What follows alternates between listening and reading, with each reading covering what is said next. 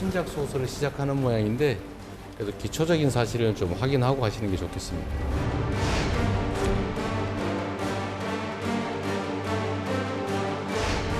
제가 그런 얘기 했지 않습니까? 수박 이런 얘기 하지 말자고요.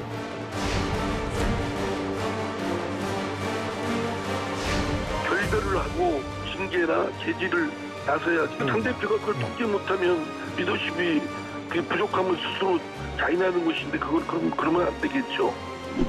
국회의원들의 세비에는 예. 욕값도 포함이 돼 있다. 그 욕먹는 것을 너무 고깝게 감정적으로 대하지 말고 한번 돌아보는 계기도 됐으면 좋겠습니다.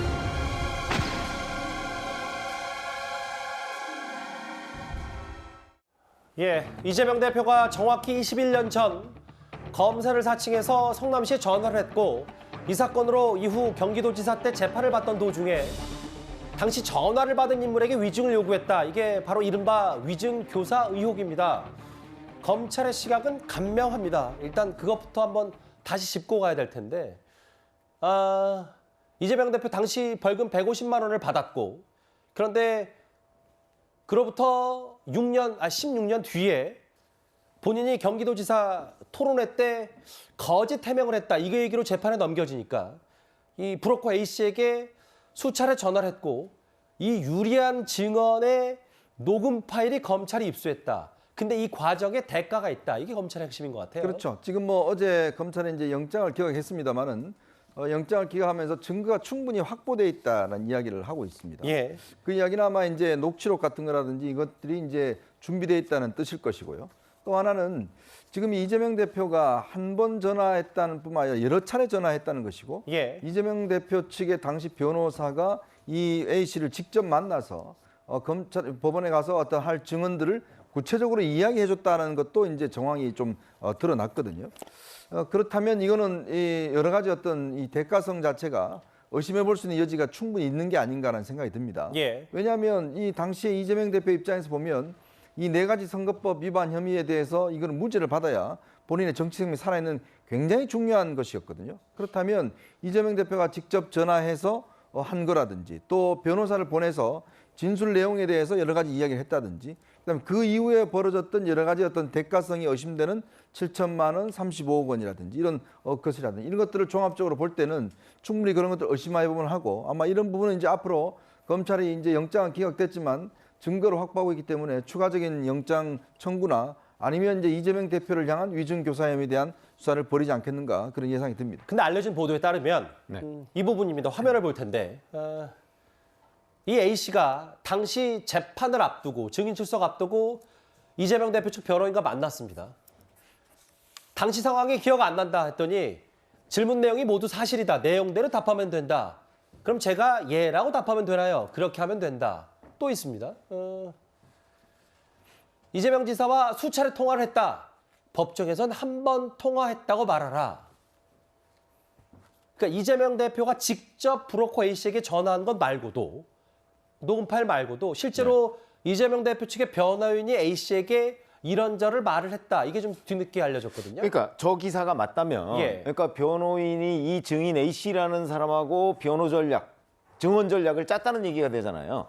이게 바로 그러니까 위증 전략을 짠 거죠. 왜냐하면 이 증인 A씨는 처음에 이 변호인과의 접촉에서 그게 17년 전의 일이라 잘 기억이 나지 않는다. 이렇게 예. 얘기를 했는데 변호인이 그냥 이렇게 얘기하면 된다라고 하는 거는 변호인이 거기서 신문을 할 때 이렇지 않습니까? 라고 얘기하면 이 증인 A씨는 거기서 자기의 기억을 얘기하는 게 아니고 그거에 대해서 예 이렇게 답변만 하면 된다. 이것까지 다 짰다는 얘기잖아요. 예. 저는 이건 뭐 명백한 위증 교사라고 봅니다. 그렇기 때문에 이런 상황이라면 적어도 뭐 이재명 대표 변호인이니까 그러니까 이재명 대표와 이제 이런 여러 가지의 교감을 했을 것이고 그로 인해서 위증 교사가 명백해 보이는데 문제는 이 A 씨는 또 다른 언론 매체하고 인터뷰에서는 아니다, 내가 위증을 요청받고 한 게 아니고 그냥 기억나는 대로 얘기했다. 또 이렇게 인터뷰한 맞아요. 언론 보도도 있어요. 그러니까 직접 연락을 한 건 맞지만 그 정도 수준의 얘기한 것도 있더라고요. 그렇죠. 뭐 그것도 있어요. 그렇기 때문에 이 두 가지 보도 중에 어느 한 가지가 보다 더 진실에 접근할 텐데 예. 제가 보건대는 그 사실관계는 이 A 씨가 제일 잘 알 테니까 A 씨가 그 이재명 대표 측 변호사 사무실에 가서 같이 논의했던 것이 정말 어디까지 사실인지 아니면 본인이 위증을 했다고 지금도 인정하고 있는 것인지 뭐 이런 사실관계가 훨씬 더 중요할 거로 보입니다.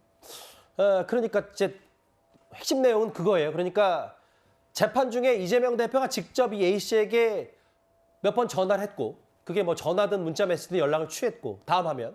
그리고 이재명 대표 측이 변호인이 이렇게 얘기를 했다는 보도 내용을 사실로 전제로, 물론 뭐 아직 저희도 추정입니다만, 그 내용이 맞다면 검찰이 위증교사 혐의를 자신할 수 있는 이유가 되는 거예요. 됩니다. 충분히 됩니다. 왜냐하면 저거 하나하나마다 다 설명드릴 수 있는 게 판례가 다 있어요. 왜냐하면 위증에 대해서는 아는 것을 모른다고 하거나 모르는 것을 안다고 하는 거 다 성립해요. 성립했던 예. 판례가 있고, 저기 지금 첫 번째 당시 상황이 기억이 안 납니다. 그러면은 잘 기억이 안 납니다. 이렇게 진술해야 되는데 지금 답변을 줘가지고 잘 모르는 것을 아는 것처럼 하면은 그것도 처벌됐던 대법원 판례가 있어요. 어허. 그리고 전화 통화 내용도 명백하게 카운트가 다르잖아요. 예. 그것도 명백한 위증이 돼요. 그리고 그 재판의 결론을 좌우할지 말지 그런 내용인지 아닌지를 따지지 않아요. 그냥 묻는 말에 그렇게 다르게 나오면 그것 건건마다가 다 위증이 되거든요. 그러니까 저거는 명백하게 위증이 성립하는 영역이고 판례가 있는 영역이기 때문에 위증죄가 성립하는 것은 별로 다툼이 없다. 이걸 알 수 있고, 두 번째로 알 수 있는 게 지금 그 녹취 파일이 있고 이런 것들이 증거 자료로 제출됐다는 언론 보도가 있지 않습니까? 예. 근데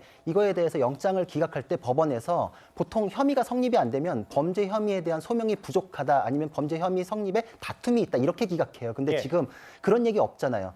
증거가 다 수집이 됐을 것으로 보인다. 그리고 이제 나머지 도주 우려나 증거인멸의 우려가 부족하다. 이렇게 판단을 했는데, 여기에 지금 동아일보 기사에 의하면 A 씨가 자기가 국민권익위원회에 공익제보자로서 제보를 하려고 서류를 만들고 접수했던 이 내용을 지금 어필을 했다. 나는 예. 수사에 대해서 이렇게 협조를 했고 이렇게 지금 적극적으로 내가 사실관계를 밝혔다라고 하고 있으니 제가 보기에는 사실상 시인이다. 시인. 그렇죠. 그러니까 이 증거하고 앞뒤가 딱 맞고 본인이 지금 인터뷰한 내용도 지금 우리가 지금 보고 있는 거 아니겠습니까? 예. 그러니까 이거는 혐의에 대해서는 사실 다툼이 없기 때문에, 그러면은 증거인멸이나 이런 우려가 없으니 그러면 방어권 보장을 최대한 해줘보자, 이렇게 그런 취지로 기각됐던 것이기 때문에 제가 보기에는 혐의에 대해서 자신할 수 있고, 이게 뭐 그래서 알겠습니다. 기각된 예. 거를 검찰 수사가 제동이 걸렸다기보다 앞으로 지금 김인섭 씨를 부를 거거든요. 김인섭 씨 입장이 더 곤란해질 수도 있다. 왜냐면 A 씨가 지금 판을 이렇게 쫙 깔아놔가지고 자백을 하는 내용이 있으면 김인섭 씨는 이제 자기 입장 정리 제대로 해야 되거든요. 그렇기 때문에 검찰 수사가 지금 타격을 입었다, 이렇게 평가할 수는 없습니다. 예,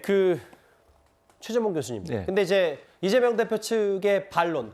이재명 대표 본인은 뭐 검찰의 신작 소설이라고 얘기를 했고, 이재명 대표 측은 연락을 한 건 맞는 것 같은데 진실대로 말하라고 했다, 이렇게 얘기를 했는데 글쎄요, 이 정도의 정황 보도라면 이게 진실되는 수준을 넘어선 건 아닌지, 그것 때문에 좀 앞으로 좀 논란이 있을 것 같거든요. 그러니까 1차적으로는 언론의 보도가 명확한지 사실인지는 아직 확인이 안 됐잖아요. 예. 언론의 뭐 어떤 루트를 통해 저걸 받았는지 모르겠지만 보도를 했지만 뭐 직접 만났다고 하더라고요. 뭐 브로커 그러니까 A씨를. 예. 어쨌든 이제 저거는 확인이 저는 필요하다고 생각해요. 예. 1차적으로 저는 그렇게 생각을 하고, 지금 현재 입장이 서로 다른 거 아니겠어요? 그러면 이건 법정에 만약에 이제 기소를 할지 안 할지 모르겠지만 검찰이 이 부분을 가지고 기소를 해가지고 논란이 된다고 하면 그 부분은 법정에 가서 따져봐야 할 문제라고 생각해요. 지금 상황에서 언론의 보도만 가지고서 판단할 수 있는 상황은 아니고. 그럼요. 예. 그리고 이제 그 구속영장이 기각이 되면서 구속의 사유가 없다라는 얘기까지 했어요. 그러니까 제가 볼 때 이게 뭐 명백하게 정말 명확하게 범죄의 사실이 소명됐다고 저는 보지 않습니다. 그렇기 때문에 이 부분은 다툼의 여지가 있을 거라고 봐요. 의견이 서로 다르고 이래서. 그러니까 지금 상황에서는 저렇게 보도는 나왔지만 실제적으로 이재명 대표 측에서 말하는 내용과 전혀 다른 내용이 지금 얘기가 되고 있기 때문에 예. 진실은 어느 쪽이 맞는지를 나중에 가려봐야 되는 상황이라고 생각합니다. 어제 법원은 이 위증교사 의혹의 당사자인 A 씨에 대한 영장을 기각했습니다. 어제 영장 실질 심사를 받으러 들어가는 A 씨 모습 잠시 보고 오겠습니다. 증인 출석 당시에 이재명 대표에게 어떻게 증언해달라 요청 받으신 거 있나요? 백현동 부지 용도 상향 관련 35억 수수 맞습니까? 위증 대가로 통신 장비. 저 혹시 이재명 대표한테 어떤 얘기 들었는지, 어떤 증언해달라고 부탁받으셨는지, 당시 통화 내용에 어떤 대화 오고 갔는지.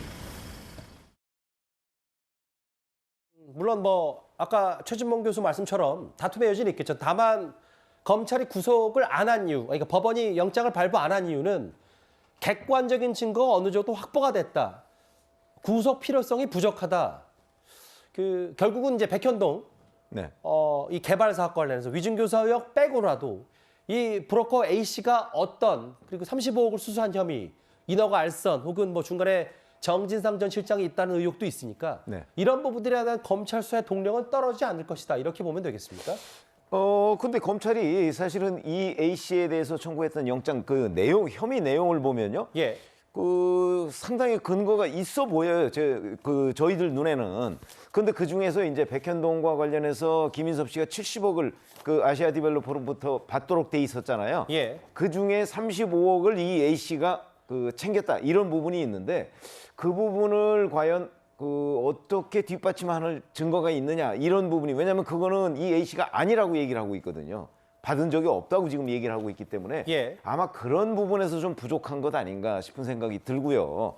사실 어저께 저는 그 영장전담 판사가 이 영장을 기각해가면서 썼던 부분 중에 저기 지금 구속 필요성이 부족으로 돼 있잖아요. 예. 그런데 실제 내용을 보면 다소 부족하다로 돼 있습니다. 다소 부족하다. 다소 부족하다. 예. 그래서 그 판사가 어디까지가 좀 일부 부족하다고 생각을 한 것인가 하는 부분은 저희가 뭐 짐작만 할 수 있는데, 아마 제가 보건대는 현재 그 세 가지 경기도의 그 무선 전자장비 납품해서 그 납품 회사로부터 7천만 원 받았다는 부분, 7천만 원. 예. 이게 저 위증을 했던 그 시기하고 딱 맞아떨어져요.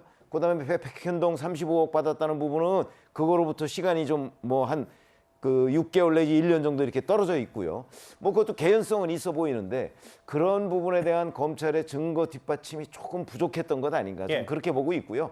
이런 부분은 아마 보강 수사를 해서 예. 영장을 재청구할 것으로 보입니다. 어쨌든 기각이 됐고 구속은 면했고, 다만 검찰은 이게 다 위증교사, 그러니까 위증을 한 대가 아니냐, 경기도로부터 받은 브로커 A 씨가 뭐 이렇게 좀 보는 것 같습니다. 다음 화면을 잠깐 볼게요. 그래서 백현동을 바라보는 검찰의 시각은 A 씨 구속영장 청구에서는 공적 권한으로 특혜를 제공받고 민간 사업자가 개발이익을 취득한 권력형 토건비리 사건이다. 대장동 사업, 지방 권력과 민간이 유착했다. 천문학적인 개발을 나눠 가진 지역 토착 비리 사건이다. 일단 검찰은 이 백현동 사업도 대장동과 닮은 꼴이다. 그래서 A 씨의 구속영장에도 이런 권력형 토건 비리 사건을 꺼내들었습니다. 대장동 사업 얘기도 잠깐 나왔고요. 오늘 관련해서 재판이 하나 있었습니다. 김용전 부원장이 대장동 일당으로부터 뒷돈을 받았는지 안 받았는지 정치자금법 위반 재판이 오늘 있었는데요. 여기에 오늘은 남욱 변호사가 출석을 했습니다. 오전에 김용 씨가 진술 신빙성 문제 삼았는데 입장 변화 없으시죠? 그 내용에 대해서는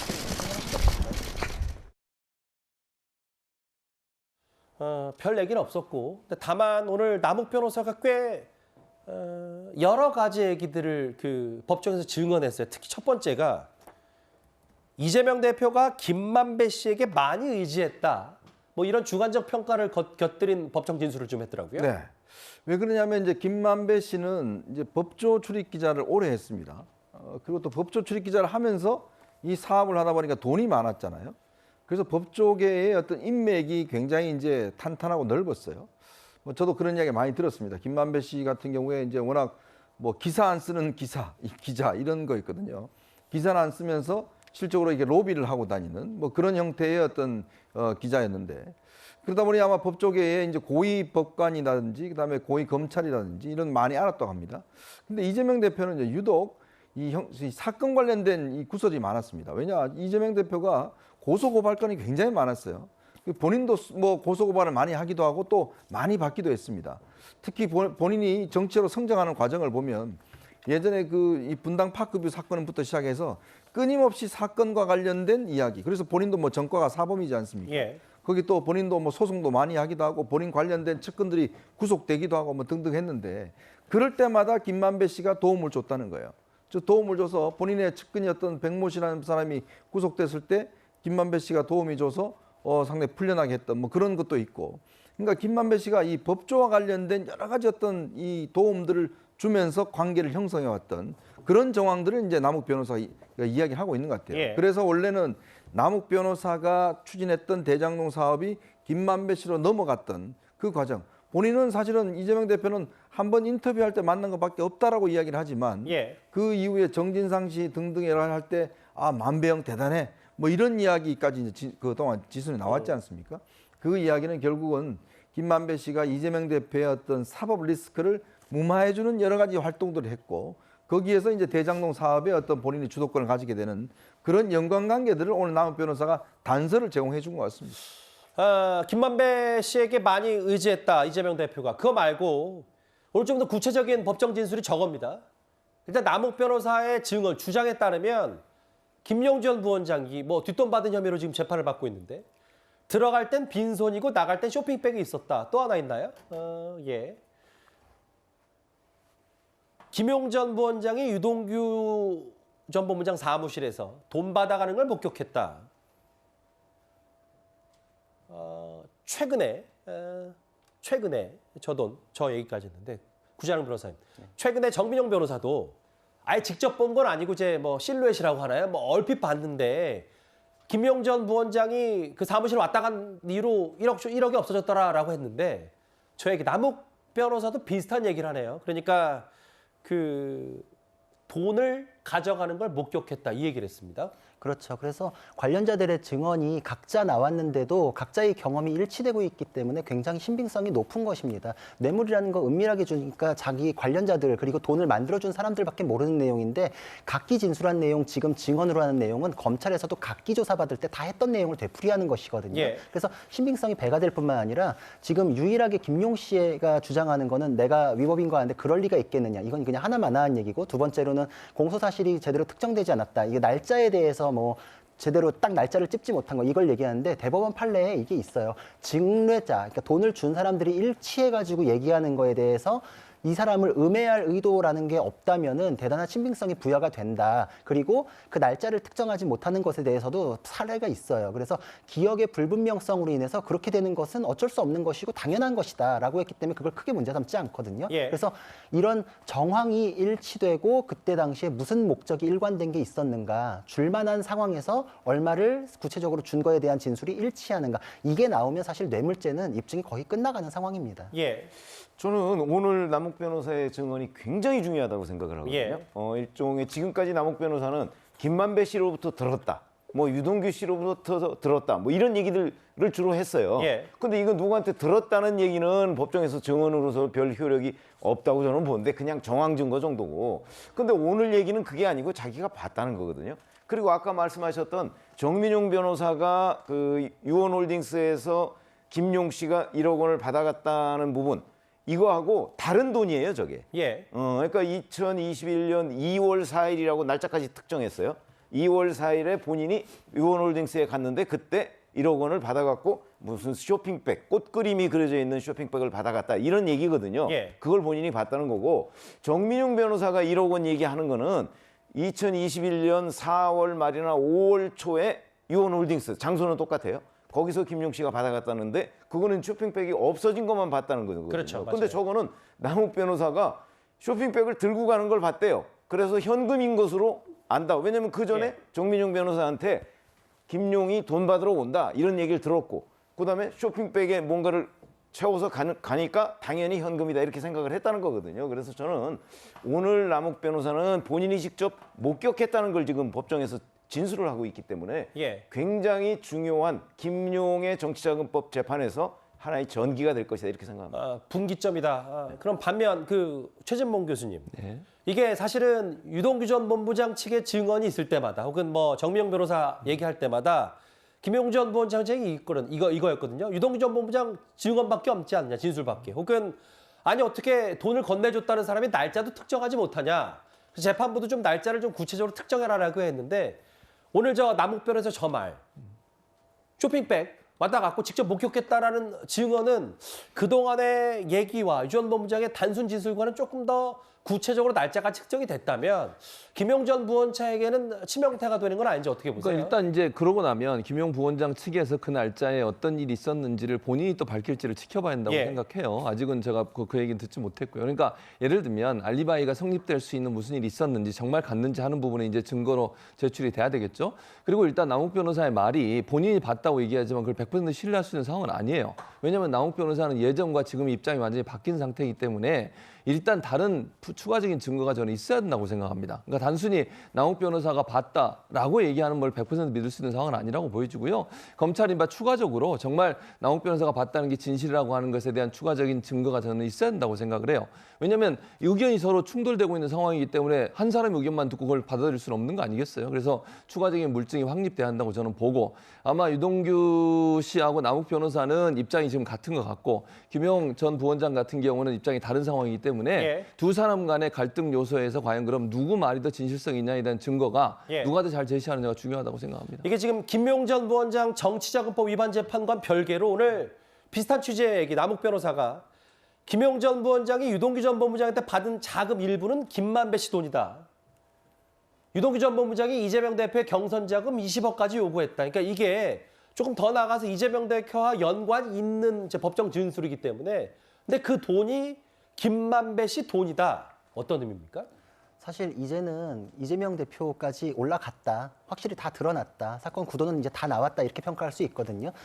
처음에 대장동 4인방에서 끊어질 수 있는 사건이냐에 대해서 그럴 수 없다라고 하면서 이재명 대표와의 관련성이 이제 언급이 됐는데 이제는 혐의로서 이제 성립이 되어가는 단계다 이렇게 볼 수 있고 그 김만배 씨는 남욱 씨를 밀어내고서 천화동인이나 화천대유 이거에 대해서 이제 실권을 가지고서 돈도 거의 이제 단독으로 장악을 하는 상황이었거든요. 예. 그래서 돈도 제일 많이 갖고 있었고 집행을 할 수 있는 권한 범위도 굉장히 넓었어요. 그래가지고 김만배에서 출발한 돈을 가지고 남욱이나 정민용 이렇게 해가지고 만들어가지고 상납을 했고 그거에 대해서 유동규가 종착점이 아니고 김용이 종착점이 아니다라는 내용까지도 지금 객관적 진술로 나오고 있기 때문에 예. 이거는 굉장한 신빙성이 있는 것이고 이거는 이재명 대표가 이제 해명을 해야 되는 그런 확대 일로에 있다. 그리고 그 증거에 대해서도 방금 얘기가 나왔잖아요. 물적 증거, 뇌물에서는 물적 알겠습니다. 증거나 금융거래 자료를 요구하지 않습니다. 그게 없이도 유죄가 인정됐던 사례가 판례에 있기 때문에 그 부분은 논쟁거리는 아닙니다. 일단 뭐 남욱 변호사의 주장 법적 증언이기 때문에요.